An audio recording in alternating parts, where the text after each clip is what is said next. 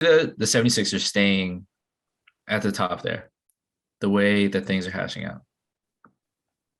Yeah, I think they could definitely be a challenger for a top three seed in the East, as much as the likes of the Bucks are going to come back better, Boston are going to come back better, and then of course you got other teams that we still don't know about, like the Nets and the likes of, and even the Bulls. What are they going to be like? 100% healthy, hopefully for a full season this year. So, but what they've got coming back, I think, is a better team than last year, and I believe they're going to get a much better version of James Harden back. I'm not saying it's going to be Houston Rockets James Harden, the what I agree the best scorer in the NBA James Harden, but Mm.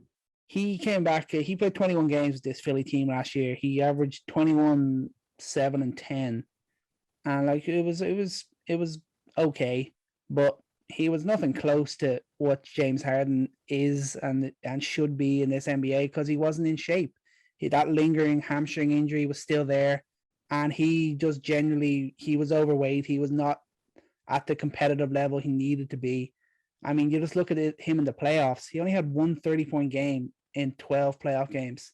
He had 20 points or less in 8 of 12 games.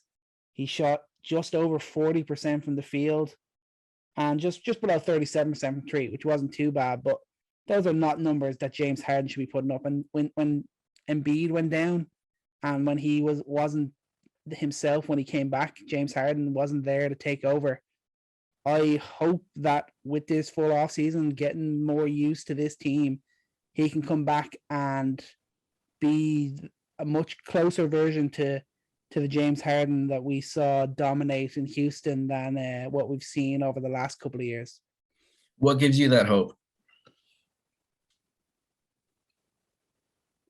I just, in fairness, all I'm seeing it's just from what he's saying at the moment. He did that interview with Chris Haynes. He's saying the right things. He's acknowledging that he wasn't at peak level last year, and obviously this all started when he wanted to trade out of Houston, came back late for training camp, was out just partying, didn't really care, and he still hasn't got back in condition since then, really.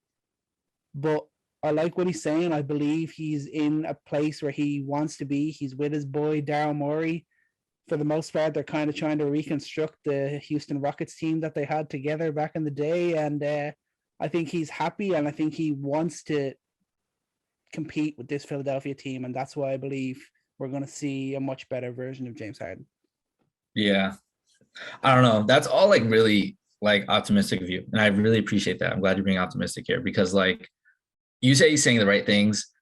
I agree with you. He's saying the right things, and that has nothing in my mind to do with like him actually changing.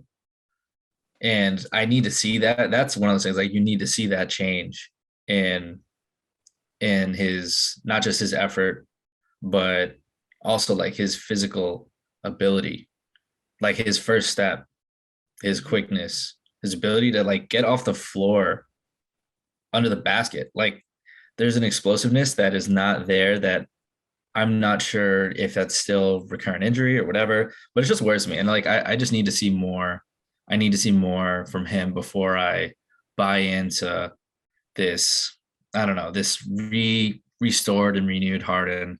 Because I honestly look, like I gave it a chance, a big chance. Like I thought maybe this is gonna be the next big duo in the NBA just because of his playmaking potential and shooting with Embiid. Maybe the Nets are just a fluke, but it feels like you have enough data points to make a pretty solid conclusion that he is who he is right now.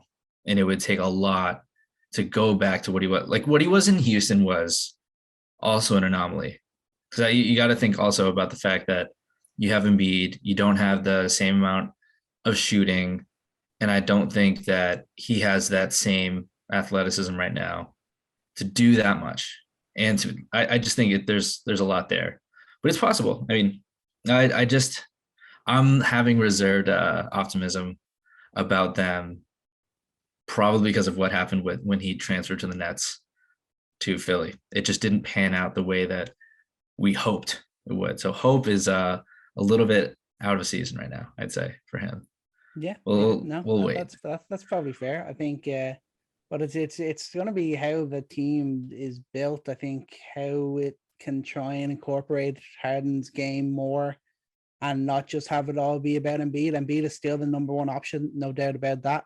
But they got to find a way to play to Harden's strength on the offensive end, let him get his preferred shots, even for parts of the game. Like even you think maybe like 8 to 10 possessions a game, you just have Embiid pick and let Harden pop off and do his thing. That's where his major strengths lied when he was in the prime of his career. Doesn't have to be all the time, doesn't have to be most of the time like it was in Houston, but they had to give him a chance to be able to do that. And like he averaged, I think, 13.6 field goal attempts when he moved over to Philly, showing shot about 40% on them. I'm expecting and I'm hoping that the Harden we see this year will be averaging somewhere closer to 20 field goal attempts a game and shooting upwards of around 46%. He's never going to be like a 50-40-90 guy, the type of shots that he takes, but he can shoot a lot more efficiently than 40% a game on a higher volume than he was when he came in for the end of the season last year. Who do you want taking more shots? Tyrese Maxey or James Harden? James Harden. Really? Yeah. Interesting. I think there's going to be, that is actually, I'm going to predict right now, that's going to be probably one of the most divisive subjects in Philadelphia throughout the entire season. If James Harden is just chucking shots, trying to get into his rhythm and continuing to play inefficiently, and Maxey's getting a third of the shots that he's getting. That would be a massive, massive issue there. And that'll come down to something too. Morey or Doc Rivers. I mean, what camps are going to be there? I'm not going to predict like a rift like this, because I don't want to be one of those people that, kind of what they did to Donovan Mitchell and Rudy Gobert. But I think it's a legitimate thing when you have an ascending star like Tyrese Maxey, who's shown what he can do off the dribble with the ball in his hands, not just being this off-ball guy. It feels like he's much more dangerous with the ball in his hands. And is that a guy that you want to invest in and try and grow if Harden is continuing to struggle? And maybe Harden, honestly, like just turns more into just a primary passer at times. Give Maxey the chance at times. But there's going to be competing ideologies there, because you're going to have the coaching staff. Who do they buy into? More he's going to want to buy into Harden. That's his guy. And then Embiid, like who does Embiid want to go with?